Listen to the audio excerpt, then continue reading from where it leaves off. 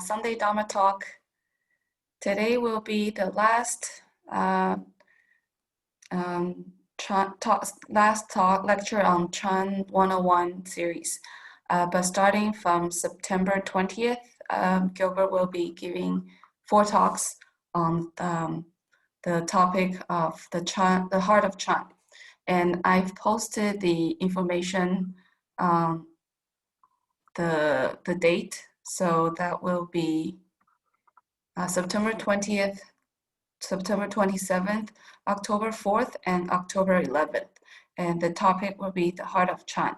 And also, if you're interested in listening to more Dharma talks given by Gilbert, he gives Monday night classes in his Riverside Chan webcast. And that's 9:30 to 10:30 p.m. Eastern time. Yeah, Eastern time. And I also posted the Zoom link, so please copy down the Zoom link and the meeting ID in case you don't see that, because this one is not really posted on our website, on the CMC website yet. Or you can check the River Chan website. I'll post shortly. So without further ado, we will start. So please feel free to turn on your video and turn on your audio. So first, please join Palm, and we will recite the 3 refuge with Gilbert. So please bow first.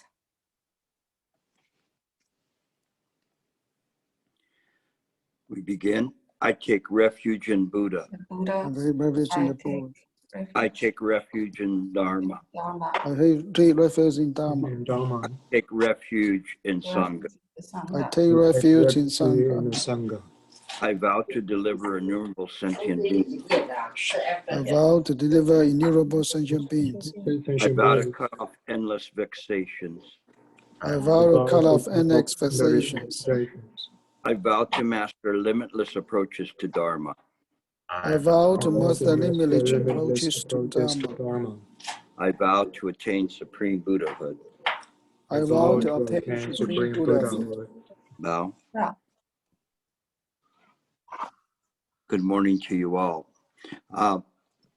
Today's lecture is, again, a work in progress. It's not always very easy to know what to talk about, not because of the lack of material, but the wealth of material, and to find what this group that's been listening to me needs or could benefit from.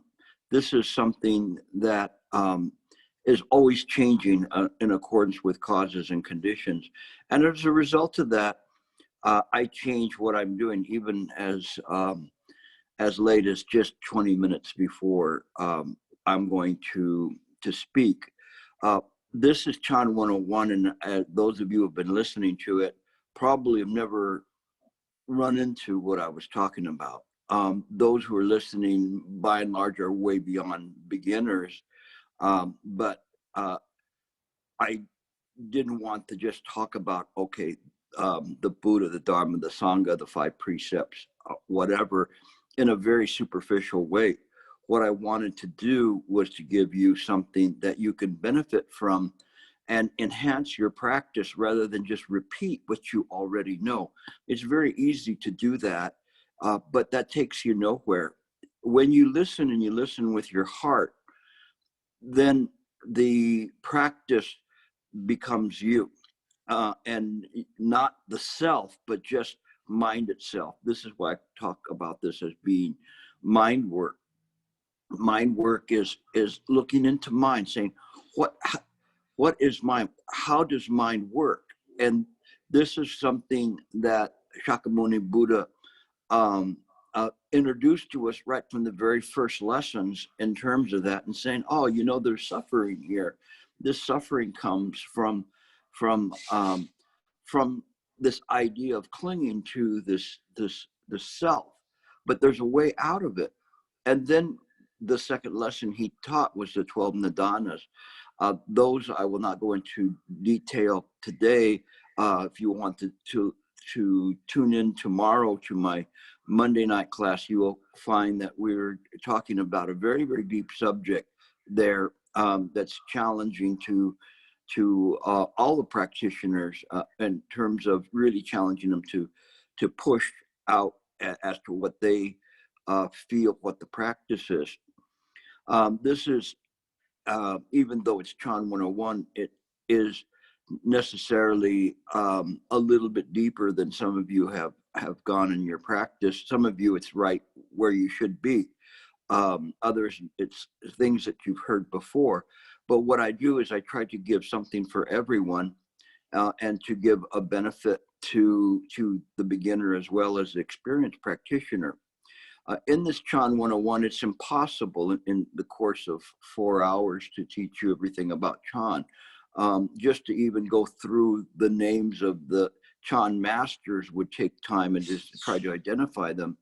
But what I've tried to do is come up with what you could use in your practice to cultivate the practice and pursue the study of the practice. In the next group of the lectures, I will be talking more about the heart of Chan and starting kind of almost in a historical way where Chan came from, how it was developed, what were the schools around it, the influences of it, and what it is. But this is today, the lecture is one that is going to try to go kind of like a prelude to that in terms of the heart of Chan and looking right at what we think is the essence of it in a way that's useful for you and will guide you towards further practice, in particular in your meditation. So all along, I've been giving you hints and instructions on how to meditate and what the mind should be engaged in while we meditate. We always are told just sit, don't think anything, but we have no idea, one, what is no thinking, and two, no, why do we do that? Why do we just might as well just take a nap? Why do we just sit like that and sit so straight and start worrying about how much pain we're in because our back is straight and our legs are crossed? And Chan isn't anything like that. Chan is something that we are practicing with a mindfulness and an understanding, which we call right view, as to how to practice. Right view is 2 points. One of them is principle and the other is practice. And hopefully we'll have enough time to get into that today. But the principle is understanding how mind works. The practice is right view in practice. Actually, you're incorporating it into your practice so that you can practice in a proper way, not just simply sitting, like a rock on a log, absolutely doing nothing. So what I wanted to do is start out, and I ran across this, which is kind of one of my favorite Chan masters, and he comes late into the game in terms of Chan, and around the area of 1200 CE. He was his birth date or year is 1091 and passing away at 1157. And this is his master is Hongzhi. Now, Hongzhi is identified as the master that developed the Mo Chao or silent illumination practice, and his manner in speaking, it was very wonderful because he spoke from a way in which people could understand what he was doing, but nevertheless he spoke from what I refer to as the other side. He spoke from the experiential side of the practice. And this is important because he is like a father or a mother that is talking to the practitioners and telling them, in this way you will encounter this and this and this, but you need to know this about life. You need to do this before you go out. This is what you do. And so his description of mind is very wonderful. And of course, these are analogies, but nevertheless, these analogies are such that are quite beneficial to us if we use our heart. If we don't, then all we do is using the heart of a poet, and it sounds good, but it's not really the deepest essence of the practice. We need to go to the deepest aspect of this, and not just address it on a superficial level. So I will read what he says, and I'm going to read it through without any kind of a discussion or commentary on it, because I think the words are clear and are beneficial. This field of boundless emptiness is what exists from the very beginning. You must purify, cure, grind down, or brush away all tendencies that you have fabricated into apparent habits. Those tendencies are like clouds in our eyes. Then you can reside in the clear circle of brightness. Utter emptiness has no image. Upright independence does not rely on anything. Just expand and illuminate the original truth, unconcerned by external conditions. Accordingly, we are told to realize that not a single thing exists. In this field, birth and death do not appear. The deep source, transparent down to the bottom, can radiantly shine and can respond unencumbered to each speck of dust without becoming its partner. The subtlety of seeing and hearing transcends mere colors and sounds.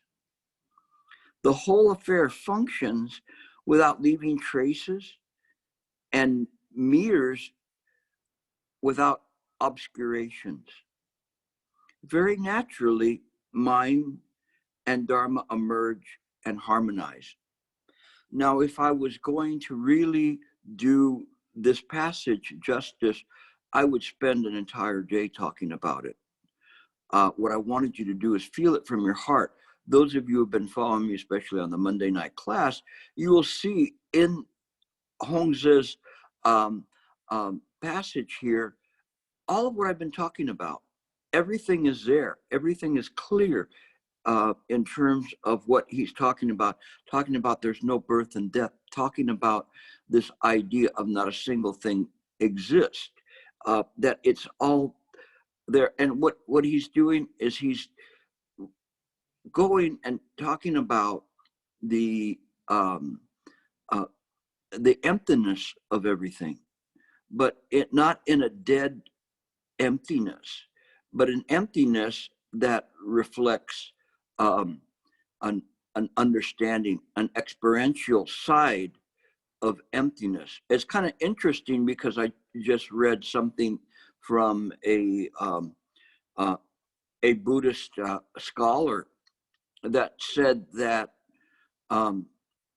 in the Nikayas, that there's a term.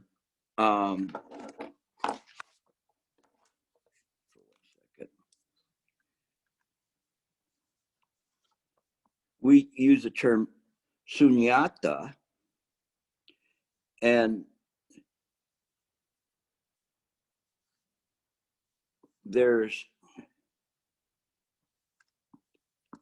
these are obviously English spellings, but let me see. The top one, Sunyata, is what we refer to as emptiness. The sunya is the noun saying, okay, this is emptiness. And the one on the bottom is suna. Now, the one on the bottom here, Suna, appears substantially more in the sutras and the Nikayas than Sunya. Suna is the act of doing, like an adverb, and the Sunya is a noun. So there is this Sunya, which is the doing of emptiness, which makes the emptiness very, very dynamic. It changes our concept. I hate to say the word, but it changes our concept of what Sunyata is, what's this emptiness. And it is at the very essence of the understanding of emptiness that it is not, although it's void of any existence and non-existence, it nevertheless is mine. But when we say is mine, there's no is there, it's just nevertheless mind. Sometimes I have to say it in this way so that we do not get confused and think that mind is. Mind is what makes is of other things that appear within it. So suffering is mine. Joy is mine. Confusion is mine. Buddha is mine. Sentient beings is mine. But mine, that's it. That's as far as you go. And the words even took you too far down to the road of confusion. So we have to be able to perceive mind not from the point of view of the five skandha, but from mind itself. This is not an easy thing for us to do because of our habitual tendencies, but that's the whole purpose of our practice, is to kind of break down these habitual tendencies and be able to work through that and be able to see these in a clear way. Talking about that, 1 second. And even in the Pali Canon, and by the way, being Mahayana doesn't mean that we don't read the Pali Canon or we don't follow any of that. We have to explore all aspects of Bodhidharma. It's just that we have more material to cover than the Theravadins. Just a real quick aside to that, and kind of a taste of what will come with the heart of Chan. The Theravadins means the study of the elders. And so they at some point decided to stop and say, okay, this is what the Buddha taught, and everything else that you guys are doing is additional. And so their canon, let's say, is the closest to what the Buddha taught, only to the extent that it was brought down in a verbal recordation until it was actually put into words many years after the Buddha's death. But in any case, the issue is it's still very, very important for us, and it's very consistent with what we practice. And you'll see this. So I just wanted to touch on a couple of points here. So in the Phenapindu Pama Sutra, it states that on close inspection, each of the 5 aggregates are seen as void, hollow, coreless. In the text of the Contemplation is given, each aggregate is like a lump of foam, a water bubble, perception, mirage, formations, a magical illusion. And when we listen to that, we know, well, that was followed through with the Prajnaparamita Sutras, in particular, the Diamond Sutra, which talks about things in this way, as everything being an illusion. So this is very good in terms of this. And then it continues on in the Suna Sutra, which, remember, Suna is the active emptiness, as opposed to Sunya. And in the Sutra, it says, it is said that the world is empty. The world is empty, Lord. In what respect is it said that the world is empty? The Buddha replied, insofar as it is empty of self or of anything pertaining to self, thus it is said.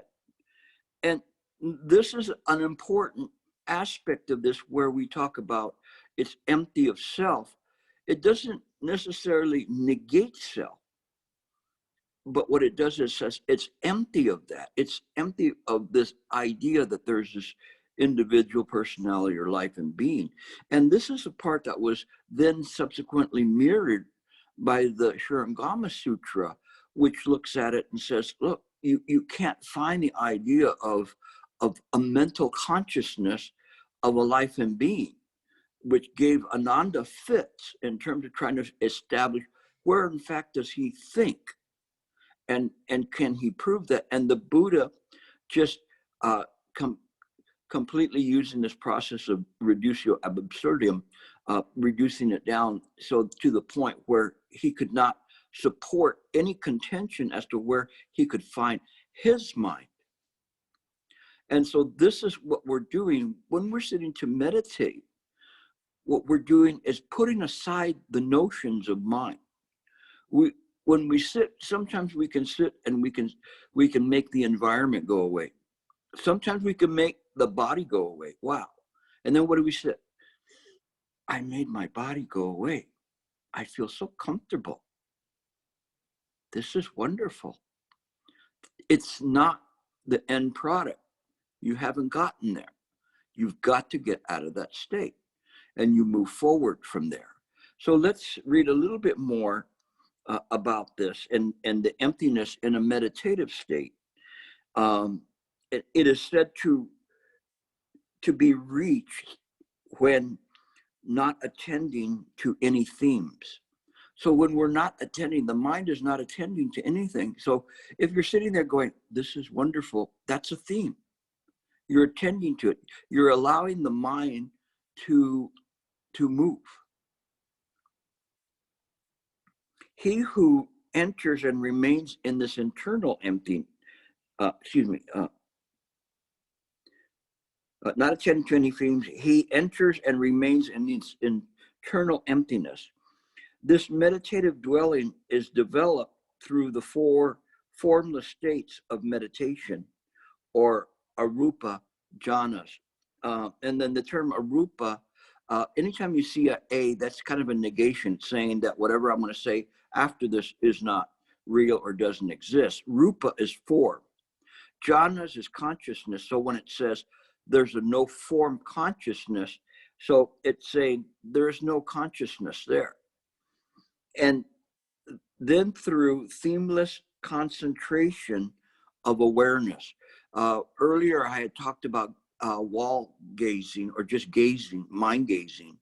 And when we were gazing, we're not thinking about anything.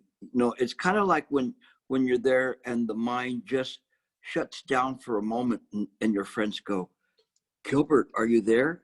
Gilbert, are you there?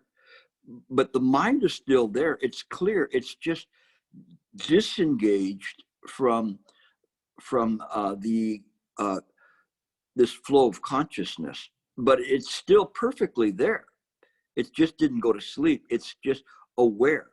And so here, where they're talking about this themeless concentration of awareness, that's what I talk about all the time. You have to sit and be aware. You're not thinking, you're not attending to any themes. So this goes back, way back in terms of the practice, you know, and it predates the Mahayana practice, and it's still there. It's in the Buddhist doctrine from very, very early on.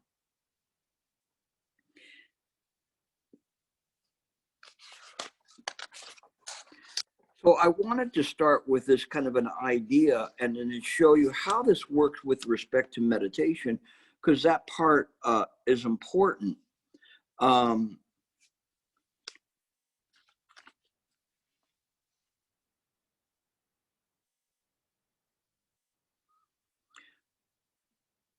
in the practice of the Theravadins, their emphasis was on the reaching of nirvana or attaining nirvana. And so we know in the Heart Sutra that they say, no, there is no attainment. So Mahayana kind of pushed the envelope quite a bit, and they pushed it through this notion of sunyata, or of emptiness. And so this is kind of an interesting thing, because give me 1 second.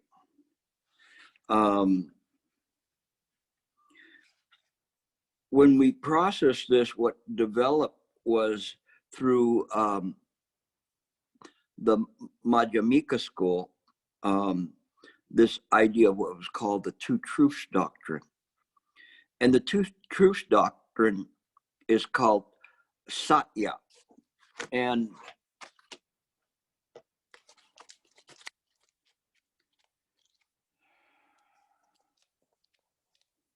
well, I was given a waterless one, but evidently it wasn't as waterless as it looked.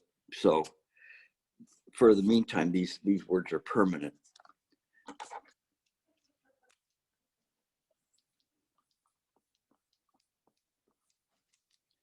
The bottom one, Satya. That's the Two Truths Doctrine. And what's important about this is that the first part of that word, Sat,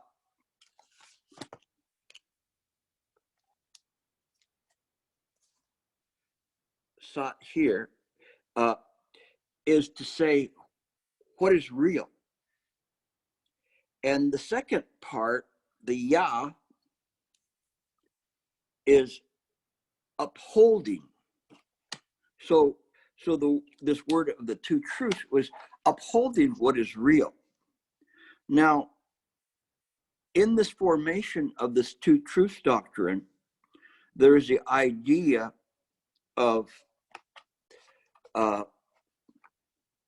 apparent reality,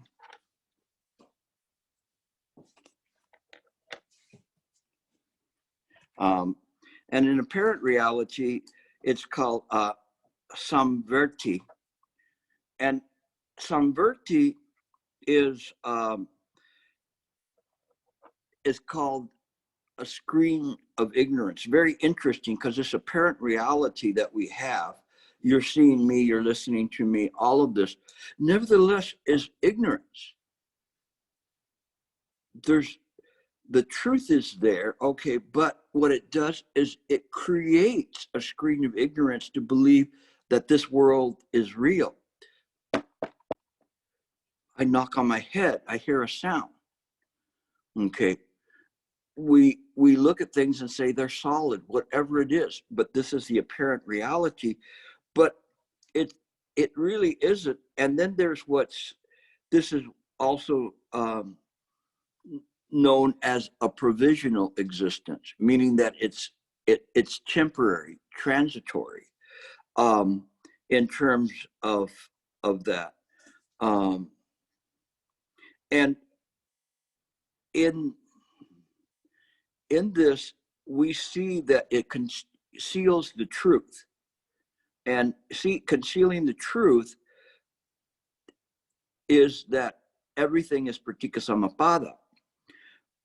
This apparent reality is governed by pratika samappada. Pratika samappada being causes and conditions never fail.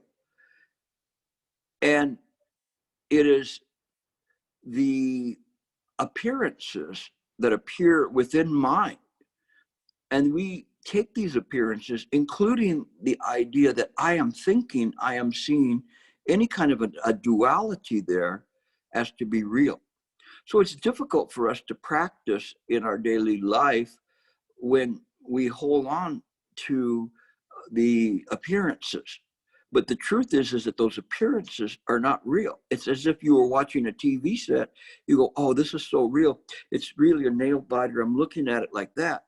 But if somebody came by and they pressed the button, poof, it's gone. Where did it go? It was never there to begin with. But no, I felt it. I felt every single part when they were chasing after the person. I saw that when they were hugging each other. I could feel it. All of these things. You say, oh, but I could do that. But they're saying, press the button, boom, and there you're gone.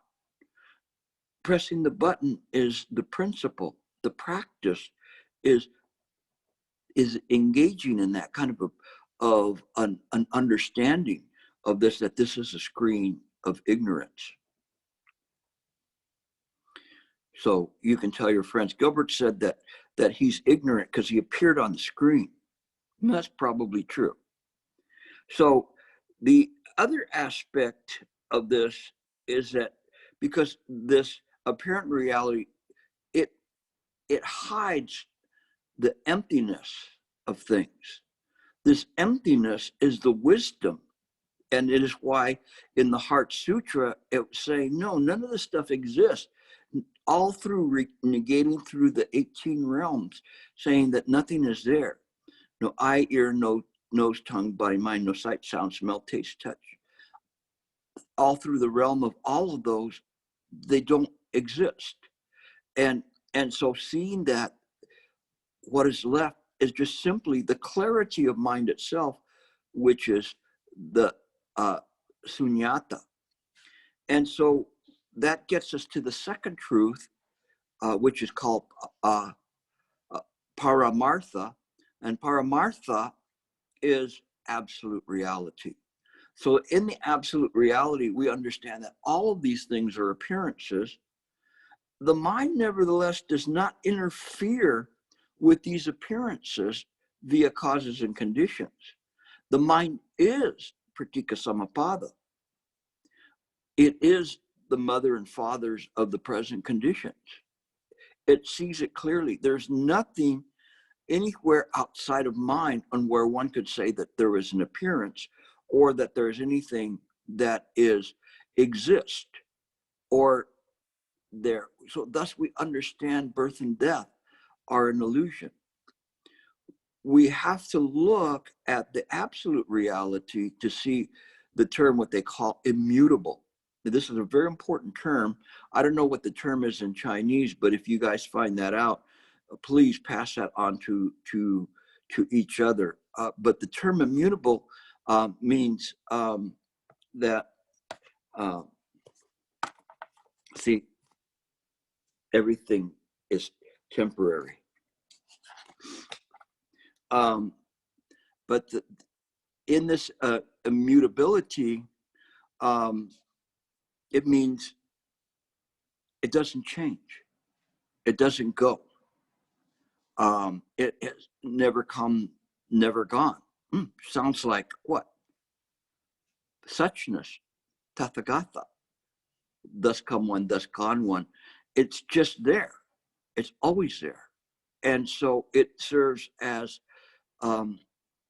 the essence of all things. When someone asks, what is the essence of mind? We can only say mind is the essence of mind. What is the meaning of mind? Mind is the meaning of mind. We cannot go beyond this. We cannot say that there's something there or define mind in comparison to anything else. This is really important for us to practice in the proper way and understand this. If we cannot practice or understand this in the proper way, we have very little chance of having any kind of a deep realization in our practice. But if you really truly study this, if you accept it in your heart, if you can penetrate the sutras with this understanding, it'll open up to you. It'll open up. Right now it's like a lotus flower like this, but at least you have a lotus flower. But then it begins to open. As you begin to practice more and more, it opens and opens and opens and opens. Leave you enough room just to plop yourself right down on top of the lotus. Not bad. There's no you there practicing, because that you are that lotus flower. What is the lotus flower? So when we see that, it is compassion. We, who are no longer we, are the wisdom that's contained within the lotus flower. Om Mani Padme Hum is what it means. So behold the jewel of wisdom inside the lotus of compassion. This is our practice. This is Mahayana. So we made the change from trying to get out of the sentient world to realizing nothing in the sentient world is real. But if we have this realization, we have to do something with it. And that means that we have to pass it on to generation after generation. And since the Buddha's time, 2,500 years, we've been able to do this. Now, during that time period, many religions have come and gone. There's a few that have stayed, but a lot of religions pop up and they go. But it is our responsibility to carry this forward, especially in this day and age. There's good points and bad points about this day and age. One of the things is bad points is there's so many diversions to the practice that people can do, or fusions of different things that turn it into some kind of a religious soup, rather than keeping something and really studying it carefully. The good part is because we are in a technological age that we can go back 2,500 years, 2,000 years ago, 1,500 years ago, 500 years ago, and read what was said then. In those days, they only had maybe one sutra. Bodhidharma brought with him the Lanka Vitara Sutra. And that's all they had to go on. It wasn't bad, though. It was pretty darn good sutra. But we can study the sutra. We can compare it to the Tathagata Garbha Sutras. We can compare it to different masters' interpretations and commentaries. So we have this wonderful, wonderful ability to utilize the Bodhidharma practice and to go back very quickly in time. Where, can you imagine, you were given a scroll of a sutra and that's all you had to read. So what would you do? You would just keep reading it and reading it and reading, because that's all you had. But you became very, very good. You penetrated the sutra. Now we read things and we just go, oh, that sounds pretty. What's next? And it's kind of like a book of the month club. But you never bother to link them together. Once you begin to link these together, you see historically and doctrinally these threads that continue on. And it's absolutely wonderful, because once you see this, you see the development of Bodhidharma, and you see it and you penetrate it with your heart. And then you go, hey, come over here. Look at this. Look, think about this. What about this? And you bring more people to it, because there is a genuine interest in that. This is what Sunyata represents, is this active function of mind. It is not the emptiness, at least in English words, that there's nothing there. When we talk about the void, we should talk about the void as avoid attachments. But avoiding attachments means that all is within the province of mind.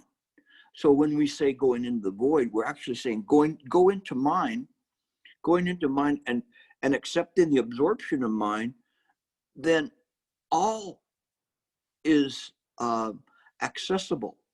Everything is accessible this way. And when you when you see this in this way, it is very, very clear that if I trade Gilbert, this identity of Gilbert, I can get something so much better. Wow. It's, imagine, if somebody said, okay, you can have this very expensive 200 carat diamond, and they go, well, what do I have to pay for a 200 carat diamond? Shouldn't it be in a museum somewhere? And it's perfect, flawless. And they say, just a penny. You go, what? A penny? Do you have any more? No, I only have this one, but it's only going to cost you a penny, or two cents in the parlance of English, giving you 2 cents worth of opinion. But you would easily trade that. This is called choosing the Buddha. Now, we don't know its true value at this point, but we have a feeling for it because there's people there that appraise it, and Gilbert's there looking at it and going, from what I can see, this is absolutely priceless. That you can't put even a dollar figure on it. So if I was you, I would trade. Well, then what do I have to trade? Yourself. What? Myself? Does that mean I'm going to die? Well, no. It means that if you trade yourself, you won't die. You mean my body's going to stay around forever? No, not your body. You just exchange what's worthless anyway, which is your false identity. You exchange your false identity for mind. And even more important, the reason that doesn't cost you anything is because you already have it. Just this moment, you are using mind to listen to what I'm saying. You already have it. You just don't know how to use it. All this time, it was like this incredible, great vehicle you're driving, but you're driving it backwards. No wonder you're hitting into everything. You can't see. You're driving and you're looking in the mirror and going the other direction and you're bumping into things.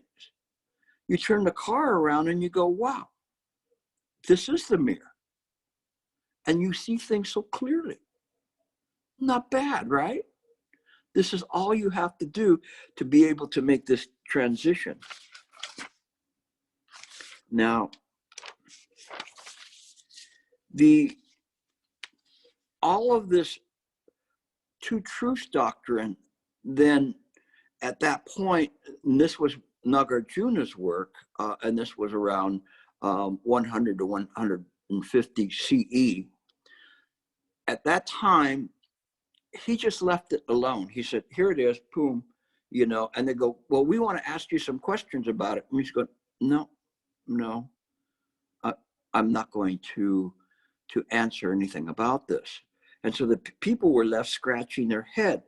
As it progressed in terms of the practice, what happened was little by little, the practice became deeper.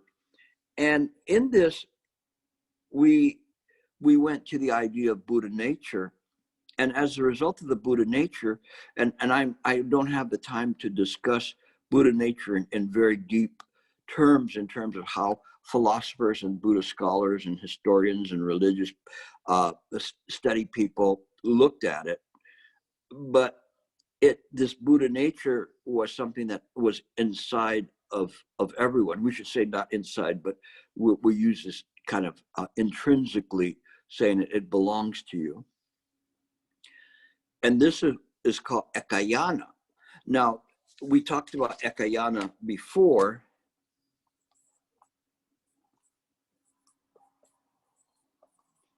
And I show you these words so you become familiar with them. And so when you see them, you won't be confused about it. And so Ekayana is one vehicle. So the one vehicle is just mind, the Buddha nature. And so then scholars said, aha, there you are. This is monistic. You have this one.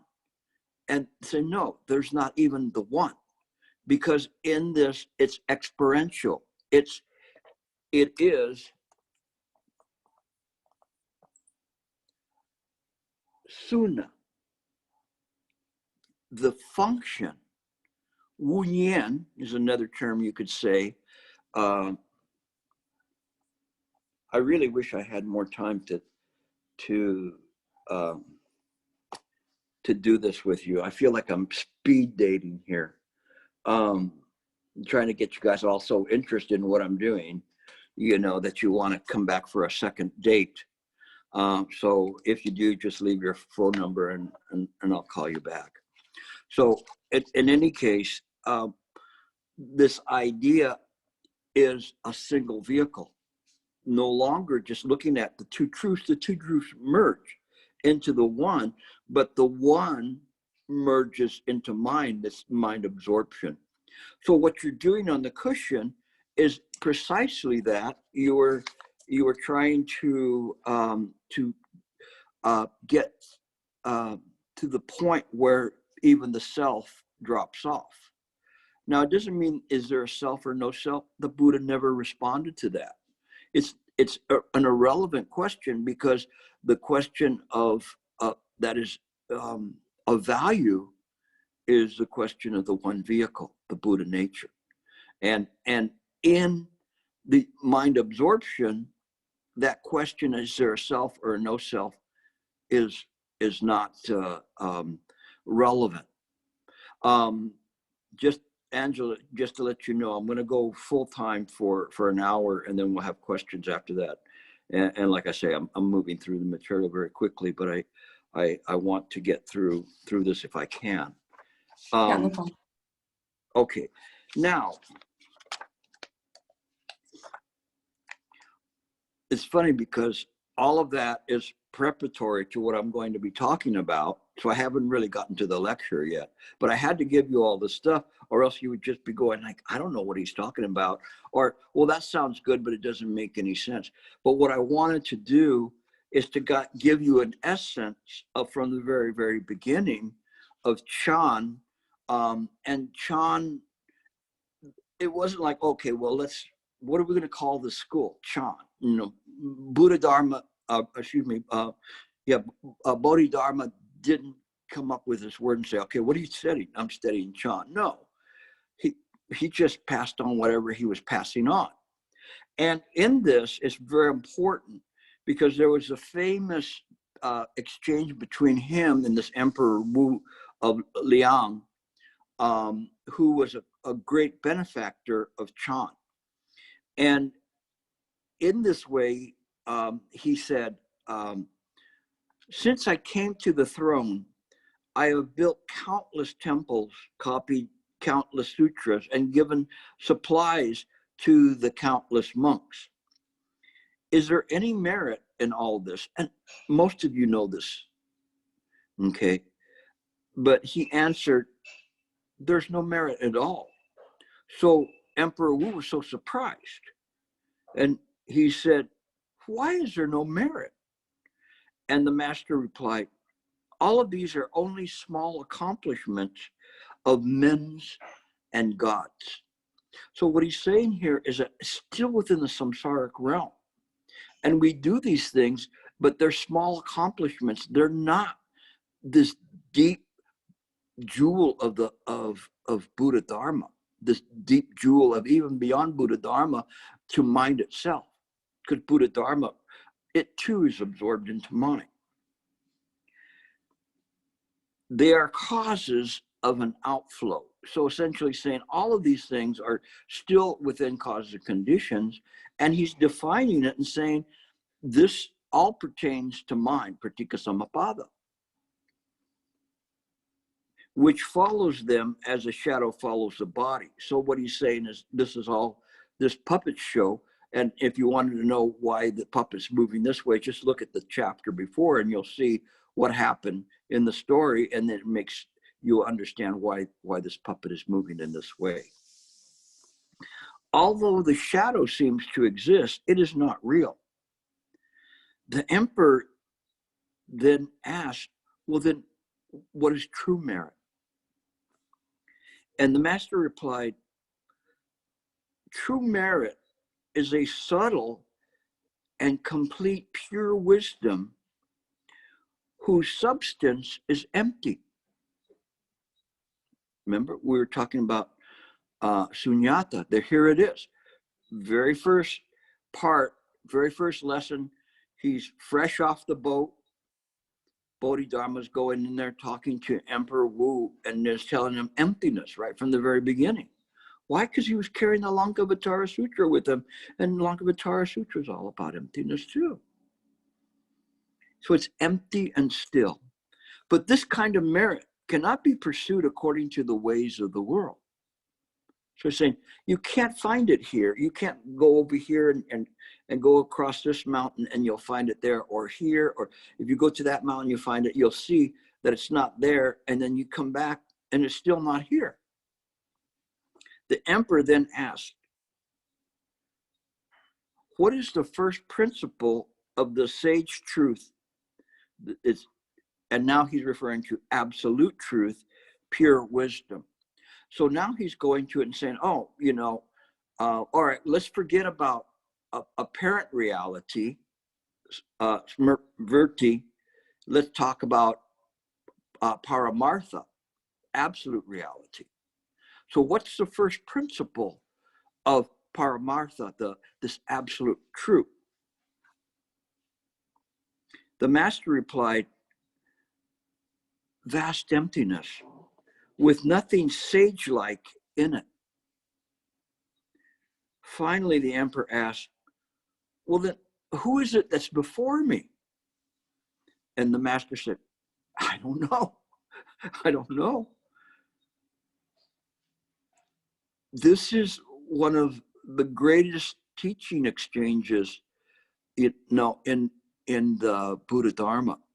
Very, very incredible. And here you can see that this Chan school developing, but not creating, but simply resonating in Bodhidharma that was already in existence.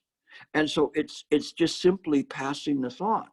It's very incredible. Now this was, at this time period, this was in 500 CE. And I refer to CE as the modern references, but you could say 500 AD, ante Dios. But it's really during this time period, this is the modern time, I suppose. Come back in 100,000 years and we'll see if it's modern. Now, in the very short time period I have, I wanted to talk about Bodhidharma, and this will serve as a springboard for the next lectures in terms of the development of Chan and how it goes, because Bodhidharma was the first patriarch of Chan. And here he had essentially three teachings. The first one was the Lanka Vitara Sutra, which he gave to the second patriarch, Waikit. And so he gave him these teachings and said, here, these are the teachings, they will help you. And what's important about these teachings is that they emphasize this single vehicle, and it was beneficial to Mahayana and as well as Yogacara studies, which is also Mahayana, but Yogacara of mind only.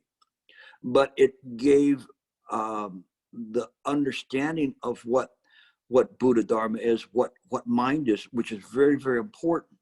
It sometimes uses different terms, like in the Yogacara school versus some other schools, or the Tathagata Garbha Sutra studies, which succeeded that. But nevertheless, it maintains the same flavor. Chan is the flavor of Buddhism. Some people might not like that flavor. That's fine. But nevertheless, they should not disregard Chan and say Chan is not a Buddhist flavor. Au contraire, you do that, and that's why I present this the way I do, showing all the way back into the Pali Canon that Chan was there. All of these doctrinal parts existed back there to the time of the Buddha.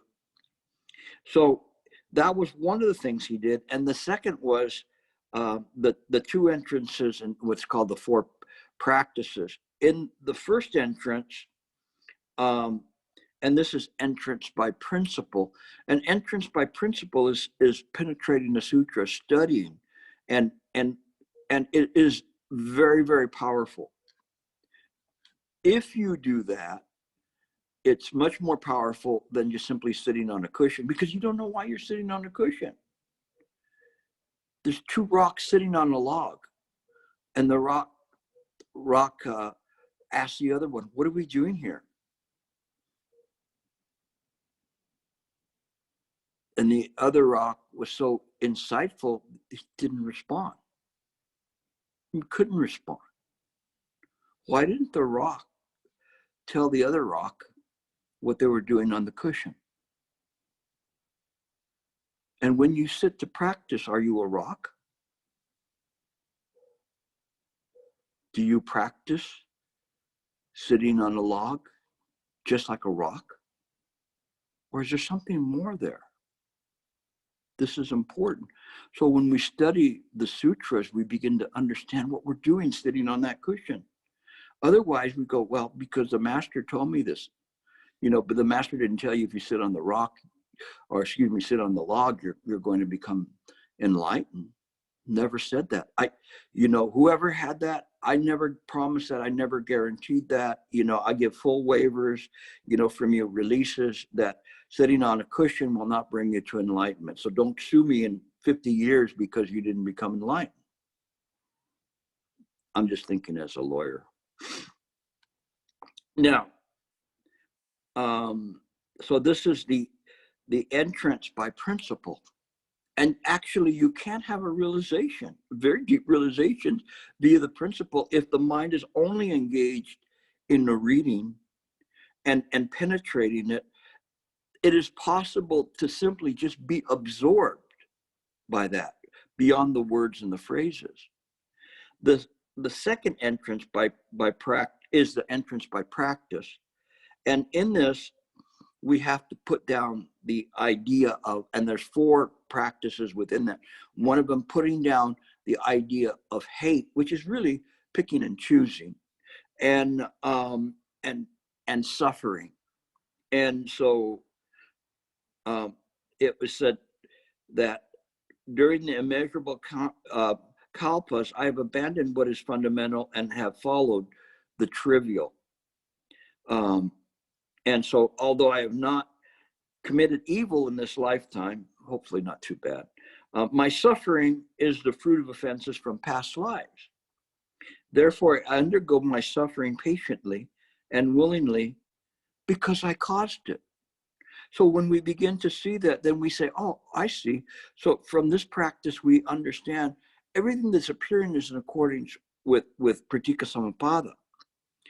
And it says, because of one's intelligence, one can understand the real causes of suffering. If one's mind is awakened in this way, then whatever one does is in accord with the way. The second practice is acceptance of causes and conditions, very, very similar to this, but essentially saying whatever's appearing here is produced by conditions. Here, it's almost purely Pratika Samappada, seeing clearly what is appearing and understanding that there is a root cause. The root cause is ignorance. But what we're seeing here is all of these things are just connected together. The third one, and again, I'm trying to get through this, and I might run 5 minutes over it.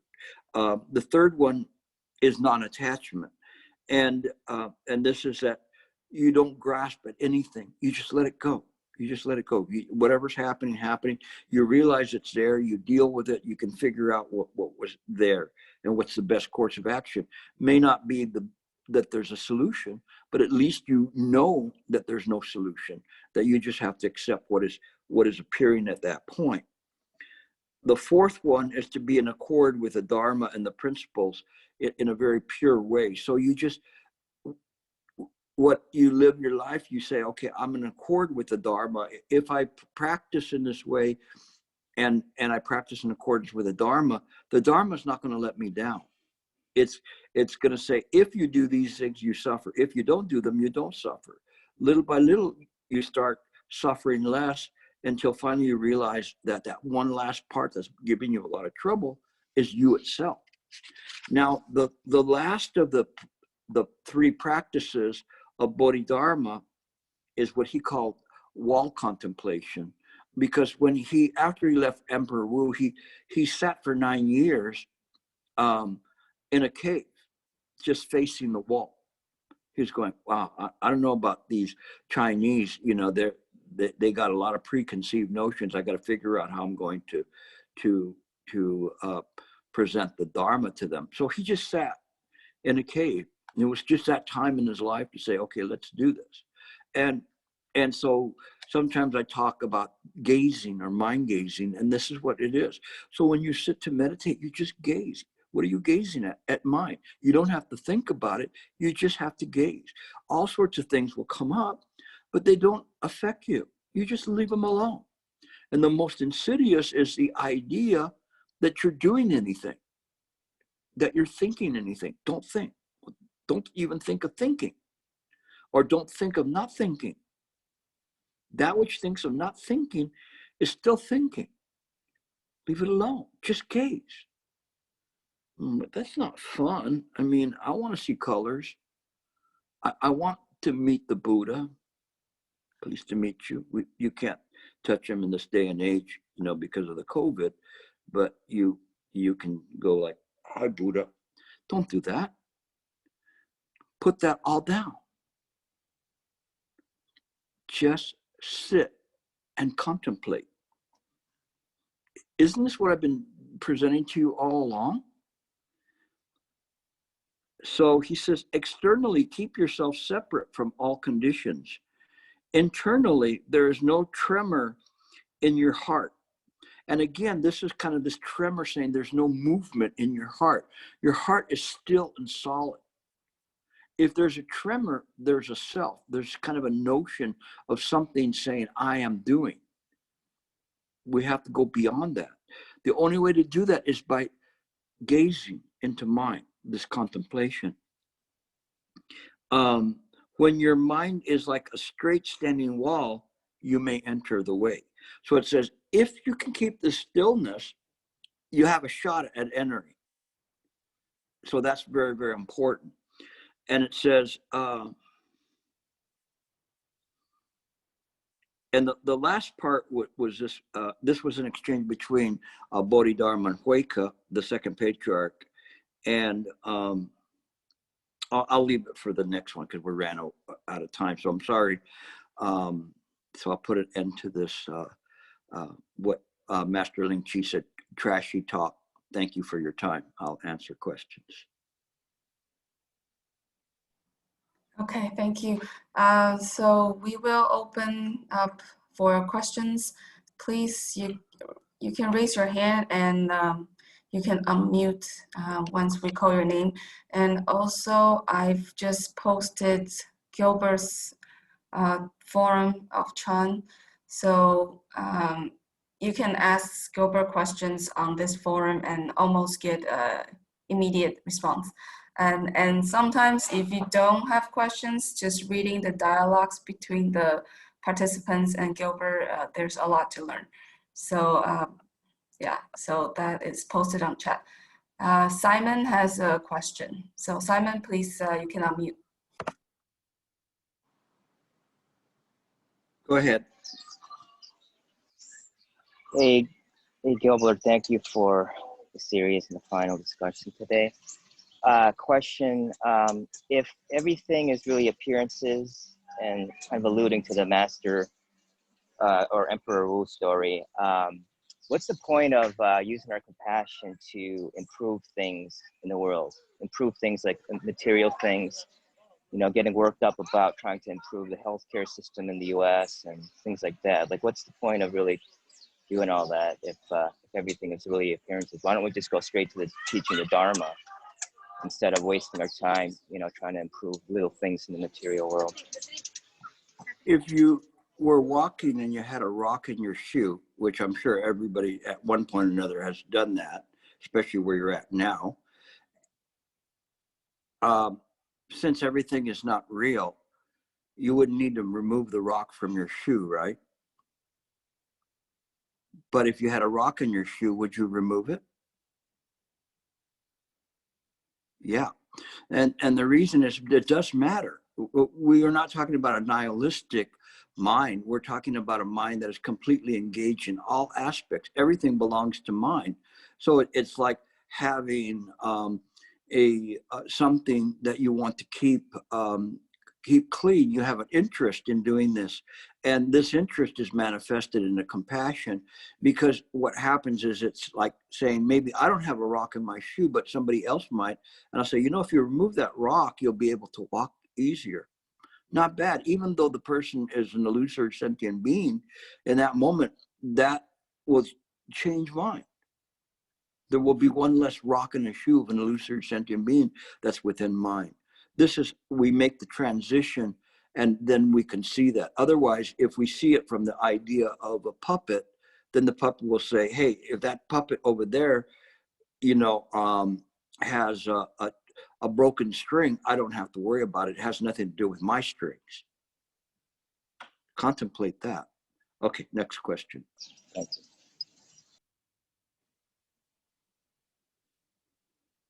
No questions? I must have gone too much into overtime. I see you all. Oh, one thing before I finish is that, Angela, can you double check? I switch with Changhua,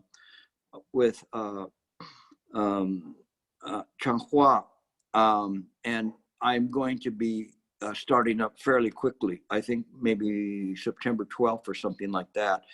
She needs to stay in Taiwan for a little bit longer, so I agreed to start up again. So you're going to see my face a little bit earlier, but the good thing about that is you'll still have this fresh in your mind, so we can just continue on with this. So I believe the email says it's September 20th. Last time I checked, yeah. all right, I'll double check it. I thought it was earlier. Yes. I can So, check it. okay, thank you. And no other questions? Again, I invite you to tune in tomorrow. That's Nicholas has a question, but tune in tomorrow. It's a little bit deeper, and at this point, if you really want to see how deep it goes, that's probably as deep as I'm going to get is tomorrow night. You're going to be kind of like jumping on the speeding train, but it'll be kind of an interesting train ride. And so also I have the Mind Work Forum, and if you could post some links to that, you're welcome to be on that. There's a lot of exchange of information and teachings and questions there as well that can be posted. Okay, Nicholas. Yeah, okay. So is this yeah, this is kind of like related with like Chan in general. So like you know, like towards the end you were talking about like acceptance of causes, conditions. Like there's like the idea of being at ease, right, with like yourself and the environment in Chan. But the thing is, if you value being at ease, right, how do you like protect yourself from the world too, right? Because like the world isn't exactly like a super friendly place either. So like, isn't there like a contradiction there where like, how can you protect yourself from the world if you're also trying to be at ease with it? Well, you don't welcome crack addicts into your home, or thieves, or scoundrels, whatever. But you don't necessarily separate yourself from them as well. Shifu used to say that if you find yourself on a pirate ship, be the best pirate you can be. And it's interesting in terms of how he talks about that and how he talks about this engagement. And you have to kind of contemplate what that means, you know, but there's this engagement in terms of how we engage in the world. I once had one of my students say that he had at work, the people always talked about nonsense and triviality.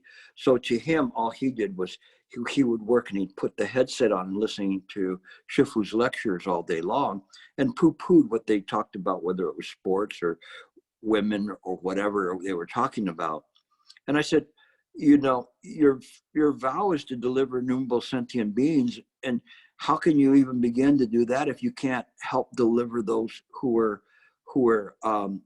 in working with you? And that's really, really important to see this.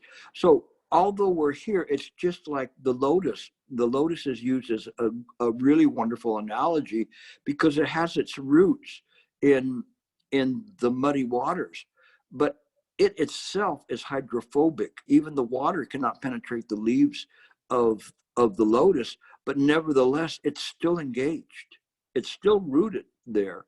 And you have to use your wisdom to see how this works. When you use your wisdom to see things, then you convert every moment to wisdom rather than to discrimination. You know, you see things in this way. Okay? So next one. You have one from Eon? Eon, I think, has got his hands up. Go ahead. Unmute yourself if you can, or unmute Eon. Yeah, I had a question about that suna, sort of the activity of emptiness. That was the first time I encountered that. And so like emptiness itself just is emptiness. So I had this idea about the activity of emptiness being like illumination.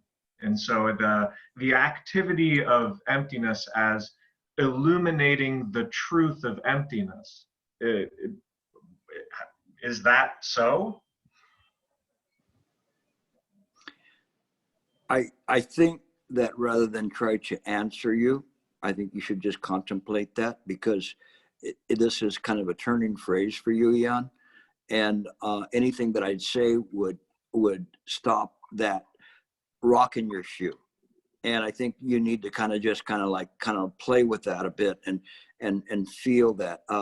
Not necessarily rocking shoe. Shifu would say that it's kind of like a sweet, sticky candy that's stuck on the back of your throat that you can't swallow it. You want to swallow it, but it's still sweet nonetheless. And I think that play with this as much as you can and see how that fits in terms of emptiness, this dynamic. You remember I was talking about that in mind is active, it's dynamic, it's not dead, it's not something that is like the log that's dead that the rocks are sitting on. Quite to the contrary, there's something that is there. It's moving in stillness, but nevertheless everything within it echoes that truth. The truth is a truth that transcends the idea of the samsaric world. The truth in and of itself doesn't have to prove itself to anybody. Why would it prove itself? It would be like somebody said to God, if you're a Christian, well, prove you're God, you know. Well, I don't have to prove I'm God to you, you know, I made you. But in Bodhidharma, and I'm not trying to be sacrilegious, I'm trying to use it as an analogy as to it is the self-evident truth, the self-nature of mind. And so when we see this, we say, okay, well, we still have this mind activity. How does that work? I really want you to explore that, okay? Okay, any other questions? No? All right, I probably got you guys going for too long, but particular lecture is one that was profound. Let's say it wasn't Chan 101, it was more like Chan 201. So you'll get extra credit for attending. But in any case, it's something that's necessary if you really want to be a Chan practitioner to really to explore how to practice and know what you're practicing. And it really hurts me, my heart, to see people who are really earnest in the practice, but yet have not been exposed to these deep, profound truths. So thank you very much for attending. Again, if you have questions, you can raise them on the Mindwork forum, and we'll see you the next time. Amitofo. Thank you, Gilbert.